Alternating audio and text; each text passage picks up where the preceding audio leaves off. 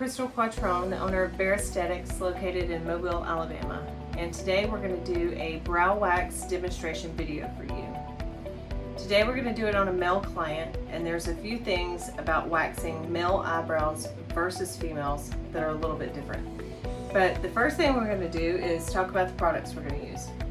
So we're going to use Starpil's exclusive soft wax for the brows. And using soft wax is a great thing because if it's done correctly, you can remove virtually every single hair that's in your waxing area. However, you have to be careful because when you apply the wax and then you put the strip on top of it, if you press too hard, it causes a bleed from the wax and it will go into areas that you don't want, and before you know it, the eyebrows are going to look crazy, they're going to look surprised, and you don't want it to look that way. Okay, so we're going to start off by using the prep gel. Not only is it going to hydrate the skin, but it's going to remove any oil that might be on the skin that will keep the wax from removing the hair properly. And then when we're finished, we're going to clean it up with the post oil. Now, what I'm going to do is after I clean his brows with the prep gel, I'm going to apply the oil first. I find that applying the oil first allows the wax to remove easily because soft wax is sticky and it can be tricky, and you have to be very careful with what you're doing. So that's the first thing we're going to do is clean his brows.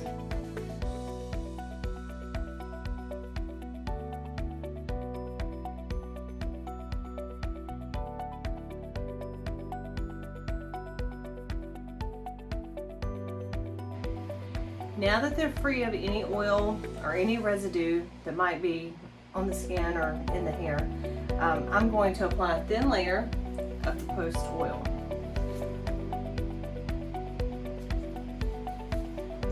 Not a lot, just a drop. You don't want the wax to become gooey because this is a wax residue remover. Just wipe over them.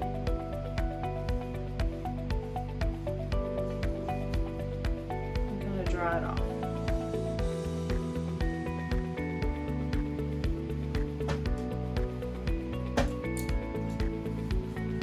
Next, we're going to brush the brows and trim them. I like to start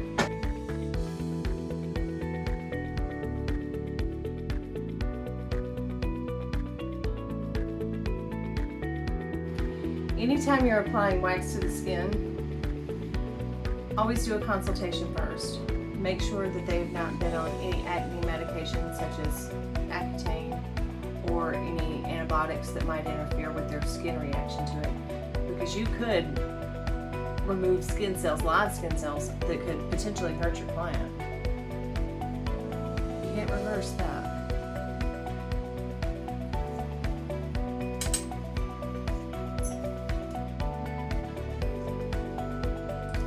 Next step is going to be to test the wax on yourself. I'm going to use that same oil that I used on his face, a small drop, apply it to the area on the inner arm,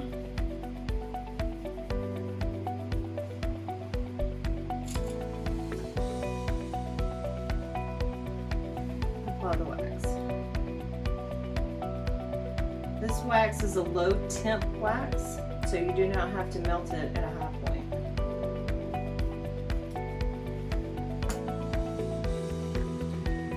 Put the fabric on your arm and apply pressure, smoothing it in. Now I'm going to start right in the middle, which is the unibrow. That's the main place that most males need their brows waxed. The hair can grow up or it can grow down, so I like to do it in both directions, applying in the direction of the hair growth and removing in the opposite direction.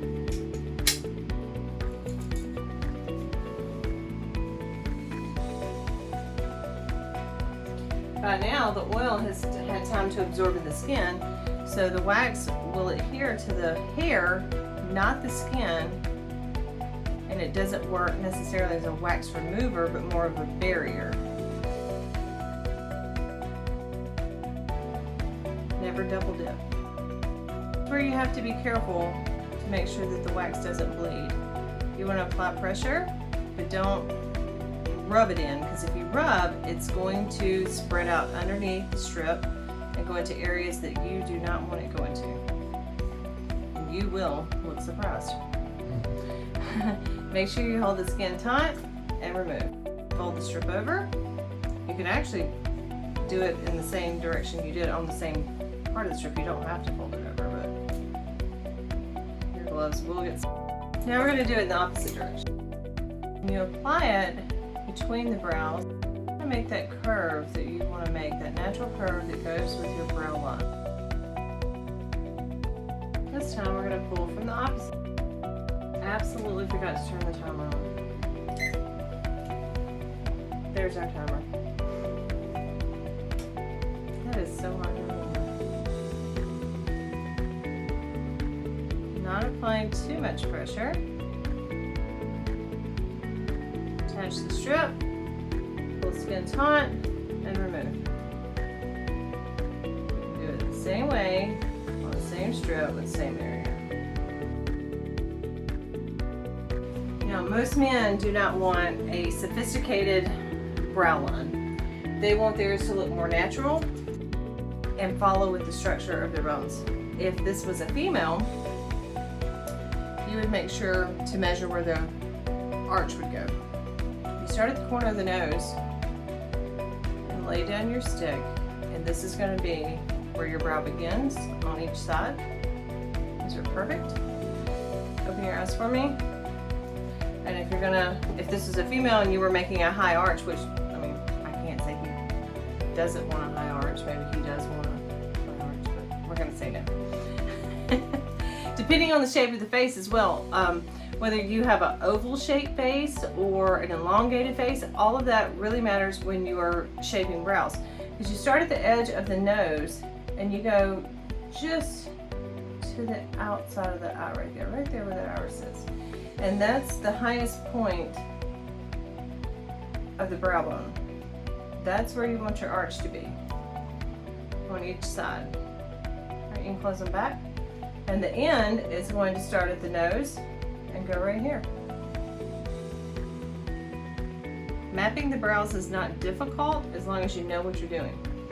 So, since we're doing a male, we are going to do a more natural look, and we're going to clean up all the loose hair that's in the bottom first, and then we're going to start on the top. This wax is very thin. It does not take much, and you need to be careful when you use it, because you could really take off a lot of brow that's unnecessary. A little bit goes a long way.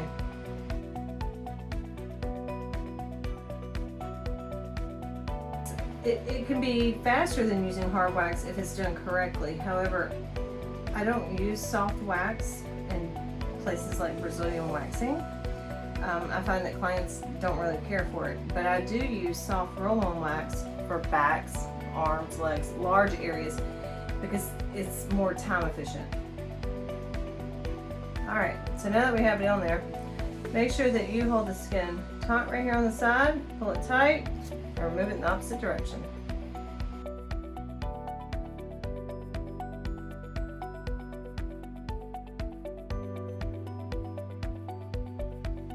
When I wax eyebrows, I find that it's always better to remove less than more, because if you remove too much, you cannot put it back.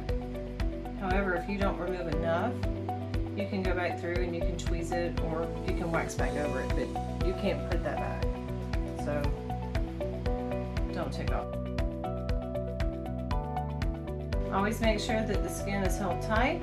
If you don't, and the skin is loose, it can cause bruising.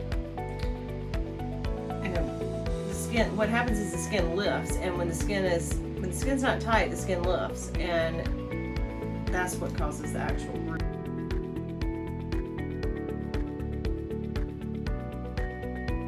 Okay. Now let's go along the top of the brow. Again, if this was a female, we would make a perfect arch here, but we're not going to make a perfect arch. We're going for more of a natural look.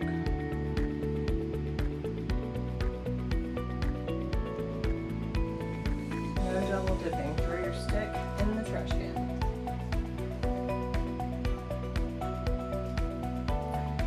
With this being soft wax and not hard wax, it's also forgiving. So you can leave it sitting there for a moment, then you can go ahead and put the next one on. It's not going to dry very fast. It's not going to dry at all, actually.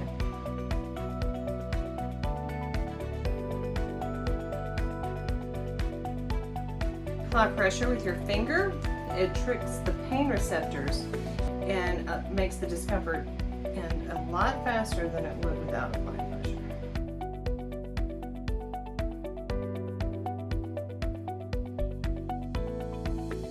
Now that we've waxed between the bottom and the top, let's brush through them and see what we have left that are strays or what might need to be. I'm going to take off just a little bit more on that side and a little bit right there in the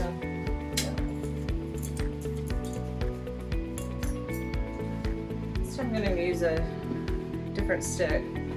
The stick is a little more precise for fine details.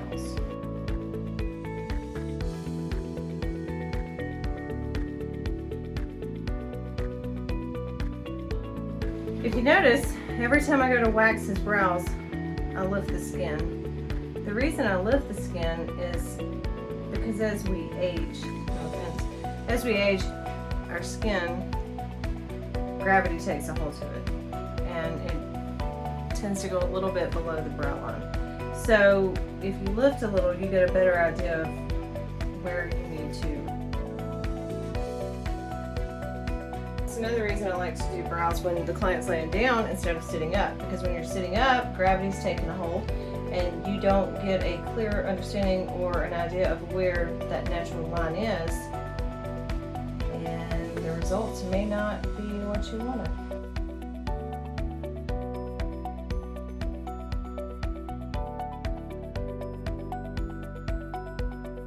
Okay, so by holding the skin tight, removing it in the opposite direction of the hair growth, we didn't have any breakage, no skin lifting, or no bruising. So that's a successful eyebrow wax. Now we're going to clean off all the residue and then shape the brows with tweezers if it is.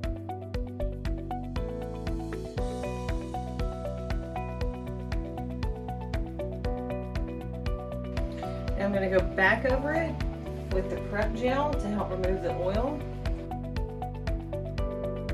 See what we have. Length is perfect.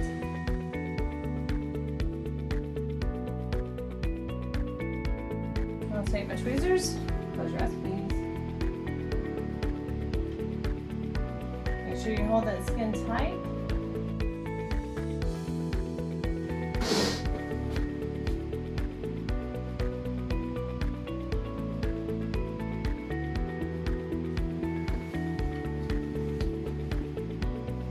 Don't be afraid to continuously brush the brows as you are sculpting them. It is hair and it's not always perfect, so no one is symmetrical.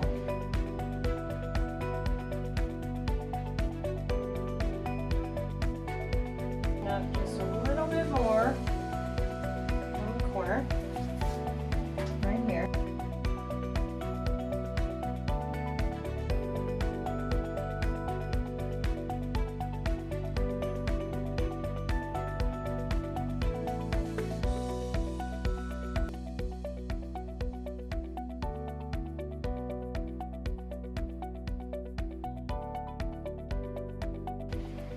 I'm going to do the same thing on the other side, just on the corner.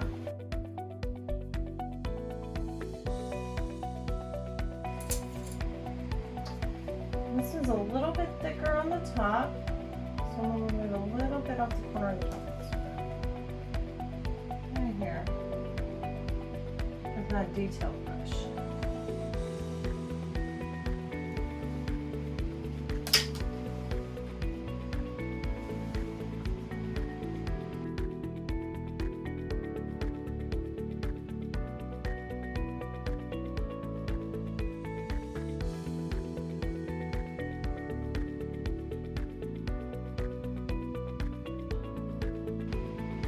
You can use your tweezers to clean up any stray hairs that the wax did not remove.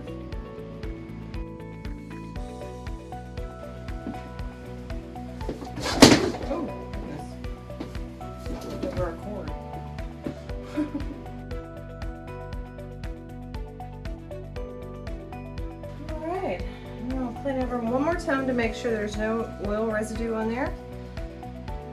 They are not red. They look amazing. And we can measure them again to ensure that they are properly the measurement length they should be, starting here to here. You can also finish the service by adding a brow gel to it, especially if they have wild brows, because a lot of people do. They don't lay the way they're supposed to. So you can use a brow gel and brush it through their brows so that they will lay correctly. And there we are. One eyebrow wax on a male client. And our time is 42 minutes and 19 seconds left.